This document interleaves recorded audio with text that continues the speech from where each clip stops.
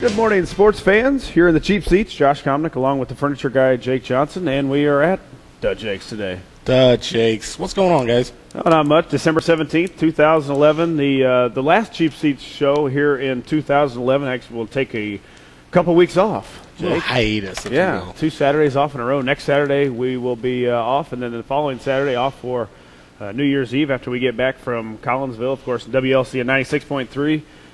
And WLCNonline.com will carry all the games down in the Collinsville at the Collinsville Holiday Tournament. And, Jake, a lot of things going on right now. High school basketball, of course, we were just talking about a bunch of Thanksgiving tournaments. Now all the pairings and brackets and everything else are coming out for the Christmas tournaments.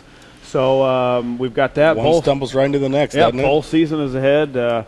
We've got Illinois basketball today is taking on UNLV. Of course, the Illini women, if you haven't gotten a chance to follow them at all, they've been a top 5 program team all season long. Yeah. I watched them Thursday night, and they beat USC to go to the national championship. The first time Illinois has ever been in a national championship for volleyball. They will be playing UCLA in San Antonio tonight for the Division I women's national championship, and wow, is that fun to watch. That is fun to watch, man. It's a quick-paced game. Yeah, it's way different than when we were in school. It was not the rally scoring as they call it now. You had to serve and score on your serve in order to get a point, and it was only to 15. Now it's a whole different ball game. Fast. I mean, I was gonna say, the match seems like it only lasts about 5 minutes, but they're 30 minutes long usually. Yeah, each. But the rally points makes a really fun and interesting game. We were talking about that a little bit with the high school coach earlier in the year, but man, that is some fun. That's one fun sport to watch. Yeah, right we'll now. talk a little bit more about that, but right now, Jake, we've got, of course, head coach Neil Alexander in at Jake's Furnishings, and we're coming off a game last night. The Railers dropped to Jacksonville by 2 points. Again, the Railers just couldn't get it going offensively, 13-13 at half, and we'll go through that with Coach. Coach, first of all, thanks for coming in. And, a Saturday like last that we'd rather be talking about a W. Well, anytime, we'd rather talk about wins. But, we got a long way to go. And the kids, we done some things last night that, really cost us in certain situations. But, again, it's a young basketball team that doesn't have a lot of varsity experience. So. But some point in time, we've got, 8 games under our belts now. It's time to start taking some responsibility and start moving in the right direction. Yeah, the Railers lose 38-36 last night in a game low scoring. And I talked before, it's a different place to play at the Bowl in Jacksonville. I'd never had a great shooting night there. I don't think in 3 years that I was a Railer. It's I think a tough place to shoot. Did you have anything, Coach, coming in? Was the week of practice leading up as normal coming in? I thought we had a good week. Kids practiced hard, and, they're not out there trying to do things, but, we still got to make good decisions on the court, and you can't fault their effort. We watched the tape last night defensively. It was a good effort. From the defensive side, you hold people to 38 points, but you have to understand, and I know you do, that one or two different plays throughout a basketball game can change the tempo in the game. And we had a couple of them last night that we had the ball and up 5 points, and we turned it over. They go down and hit a 3. We come right back, turn it over again. They hit a 3, and then they hit another 3. We were up 5, and all of a sudden, within a minute, we're down 4. So it's just little things like that I'm not sure our guys even understand, but it's just little points in the game that are game changers. Yeah, and coming into the game, I was fearful of their size. 6'7", Blake Hansen's side. And of course, the kid that's been there for a long time, and Dalton Keene, 6'6", a wide body. Really, if you look back at the game, Coach, to me, their size really didn't bother us a whole lot. Keene was able to get it on the baseline a few times and make some direct beeline passes, and it created some mismatches for us moving because the passes were so hard. But I was fearful of their rebounding. The rebounding didn't hurt us. We were out-rebounded, I think, by 5 or 6, but that's usually going to happen.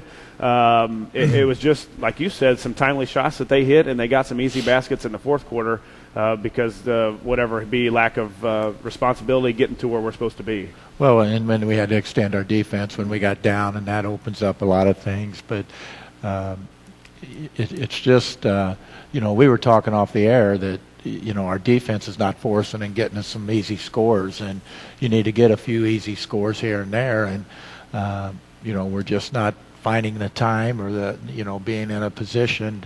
Again, you try to teach the kids that the guys off the ball are the ones that make the plays, and I'm not sure we understand that quite yet. And you want to pressure the ball, but the steal's not going to come from that point. It's a bad pass or a lob or a the pressure's just so great that they up and throw it. But we're not getting any easy runouts and making things happen. But, we held them to 38 points, but we have to be able to score some easy points. So I was going to say that's what, through my years and listening on the radio and whatnot, it's always been the Lincoln Railers go down and hit a big shot, and then it seems like right after that you'd get that steal. And it's kind of demoralizing for the other team, and you just haven't seen that much yet this year. And maybe it's because the inexperience end of it on the varsity team or whatnot. I'm not sure, but you can tell they're right there. We've lost our last 4 by a total of 2, 4, 5, 6 points, and that becomes a mental edge on the kids too. You got to find ways to win those, and these kids are so close to being 6-2 instead of 2-6. Right. But you got to have some heart. You got to find ways to win those, and right now we're not finding those ways. Coach, we talked about it last night after the game, before we took off from the bowl, and it seemed like, and even in the post game, we talked about. It seems like coming up through 21 years now, you've more times than not you've had that guy that wants to take that big shot, to hit that big shot. You always thought that the Railers would get that big rebound or get that big turnover or make that big shot. And I think that's what you're going back to is right now we're not getting that loose ball that one of our guys would go flying out of bounds just to save a possession because we knew that would help us win. Well, and this year, especially as we're a possession right. basketball team, and you don't have a lot of room for error. And when you make 2 straight turnovers and end up 6 points at the other end, plus you didn't get the opportunity yourself to score, that's 2 shots. It could have been 6 points for us, 4 to 6 points. With a shot opportunity when you turn it over. We look at a turnover as about a 4 to 6 point swing. Yeah. They could get a 2 or we could get a 2 or vice versa. And that's a big swing in a basketball game. And, a turnover, well, you think it's okay, but, it's not. It's a big opportunity, a big changing point in a basketball game. Coach, and last night our stat man and voice of the Railers, Jeff Benjamin, brought up of course he researches every game all week long, and he says that every time we're winning, the 2 wins that we've got this year, we've been ahead at the first quarter, and the 6 losses, we've all been behind after the first quarter. So, Coach, tonight you've got to be ahead at the first quarter. Well, we better be, but I'll look up at him and see if he's grinning or whatever. But he comes up with some good. He's got them all. He's got them all. And he brings a full-page 10-piece of paper booklet on the Railers and your career. I mean, he's got it all. But after that, and he even said last night after saying that, the Railers always want to get off to a good start, but it may be even, especially on the road, it's even more important to get off to that good start. And after we didn't have a good start again last night, 11-6 after 1. The shooting, we were shooting some threes, weren't making them, and Jacksonville hit a couple early and got ahead of us. Well, I think we were up 6-5 at one point, and they scored the last, the last 6 points of the quarter. But as a coaching staff and things, as you watch the kids play and everything, and we go down and hit a shot, it's really, a crusher. That's when you need to pick up your intensity when you go back down the floor. But, we're good at going down the floor and letting them score a 3, to match the 3 that we just hit. So those are little things that, it's really, again, it's a mental edge for your kids to be able to do things like that. After 1, it's 6-11, Jacksonville up, and then the Railers do a good job holding Jacksonville to 2 points in the second quarter, and then we tie it up 13-13 after half. I thought Podbelsic kind of gave us a spark midway through the second quarter. He really turned up the defense. He got on the floor for a couple loose balls, and then Coach coming into the third, he's the one that picks us right back up. He hits 2 threes back to back.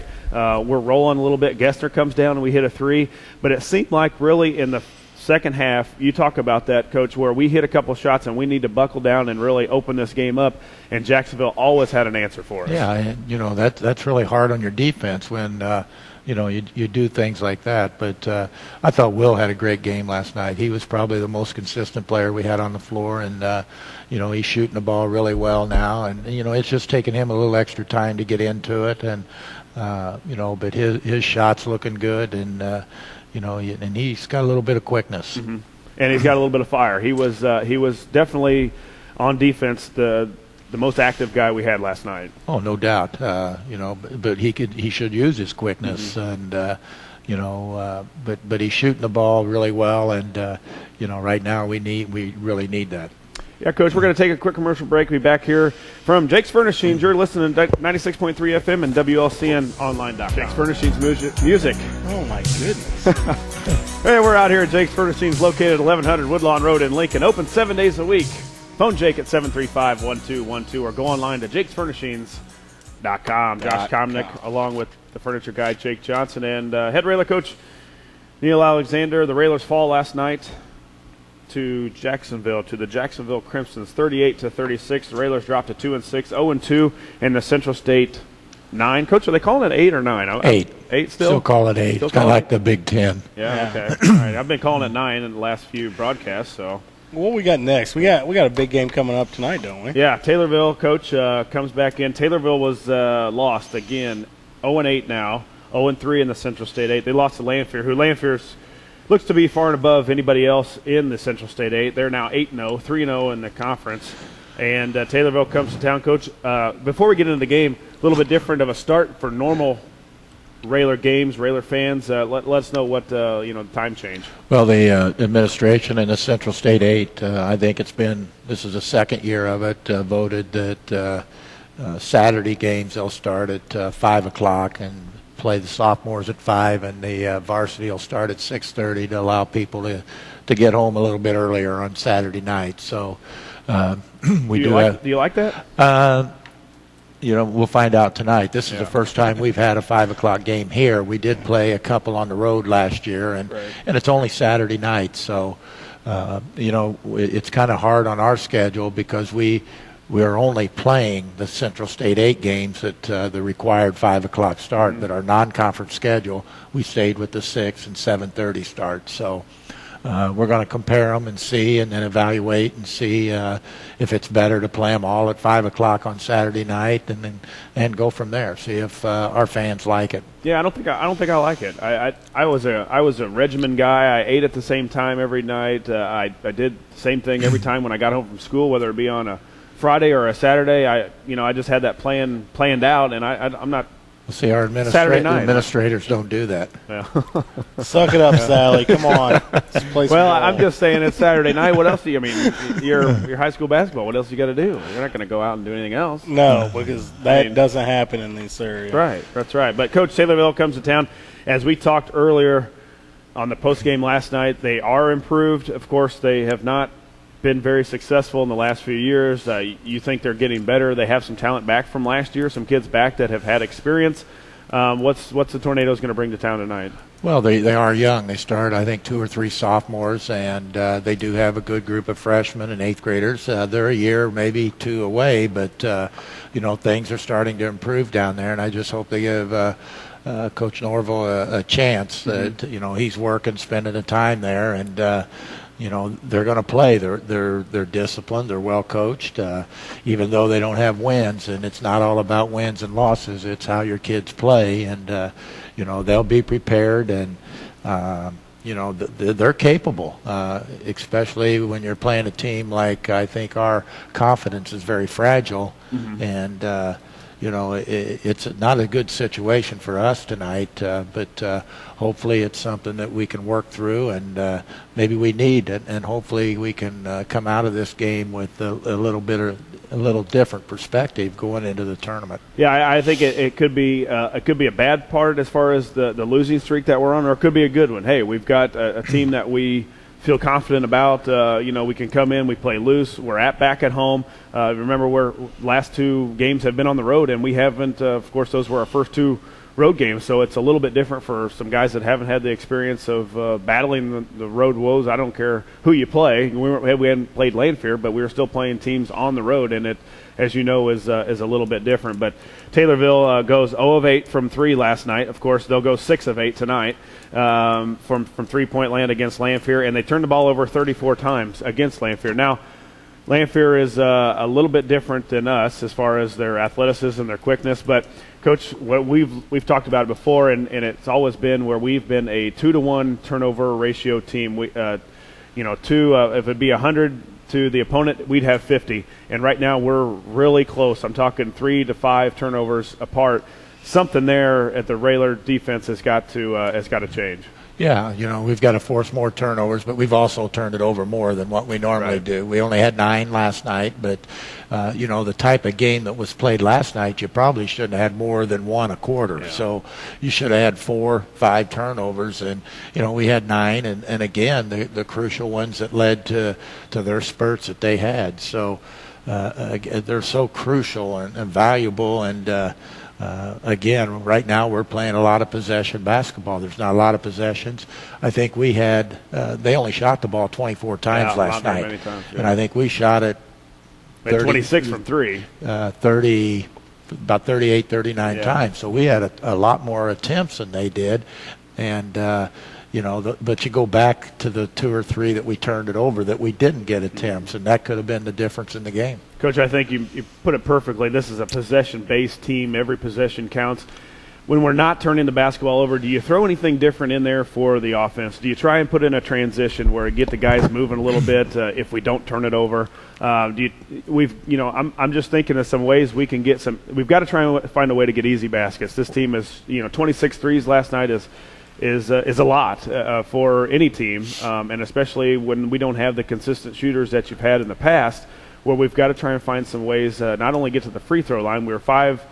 I think we took 7 free throws all in the first half. Didn't shoot a 1 in the second half. And that's not. And that wasn't the officials. No, when you don't go to the basket, you're not going to get. Right. The officiating was. It was much better last night. Sure. But you have to be able to attack the basket to get them to call the fouls, and both teams, they shot. A lot of free throws, but we also had to foul them late in the game, and they shot 6 or 8 there within the last minute. So, it's you got to be able to go to the basket to get to the free throw line. Do you think this team has the ability to put in a transition? Can we push the basketball? We've got some guards, we've got some quickness, we've got a 4-man that can handle the ball a little bit, we've got a big man in Christian that can run the floor. Can we find that way to get some easy layups on transition? Well, you said it. Right there, we got a guy that can run the floor, but you got to run the floor. Right. If you're going to push the ball a little bit, you got to have somebody getting down. It just can't be a guard pushing the ball down. Everybody's got to go, and we don't seem to want to get down the floor as quick, and then we get in a hurry. And what we've seen off of tape is that usually when we try to push the ball, we make a steal, we get in a hurry, we usually turn it right back to them. So, you come to a point to where let's get a shot, and then you go back to your possession type game. And, it's a real fine thing. But, if you're going to transition, turnovers usually go up, and, you don't get your shots. So, we play with it, we work on it, but we got to be able to handle the ball and take care of the basketball. Coach, tonight Taylorville, of course, comes to Roy S. A 5 o'clock start for the sophomores as the sophomores lost last night for their first loss of the season to Jacksonville. Not a lot of times have we went to Jacksonville and they've been able to sweep us, but last night it took place. Coach, what does Taylorville play? They got a man, they got a zone. I was really looking forward to playing against a zone last night in a soft, really 1-2-2, and it looked like it kind of bothered us. We didn't get a lot of penetration. Are you more favorable for a man for this team or against a zone?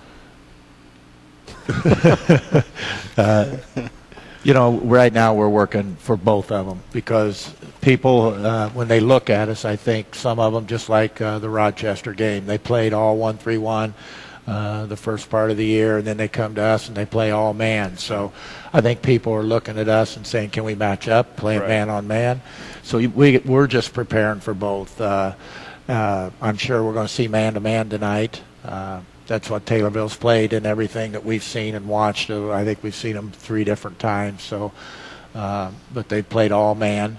And right now that's probably the best for us because, you know, we don't seem to want to move in the zone. We get lazy. We're easy to cover. Yeah. We almost cover ourselves. Very stagnant last night, too. Yeah. But it's that way. And you got to have active kids that want to move to open spots and feel comfortable with each other, knowing where you're moving to and what's going, what your objectives are. And right now we're pretty stale at that, but our kids I think they feel more comfortable running our man-to-man offensive stuff. Coach, after we get a W tonight, we take a break until after Christmas and head down to Collinsville, and we play Wednesday.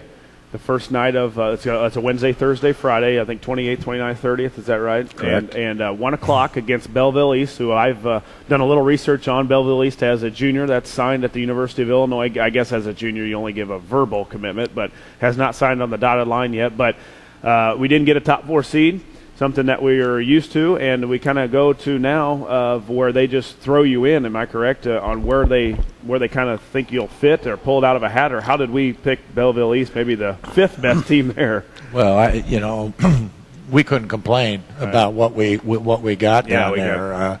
I knew we were going to get one of those top, but Belleville, I don't know what they did last night. They were playing at O'Fallon last night, and O'Fallon was 7-1.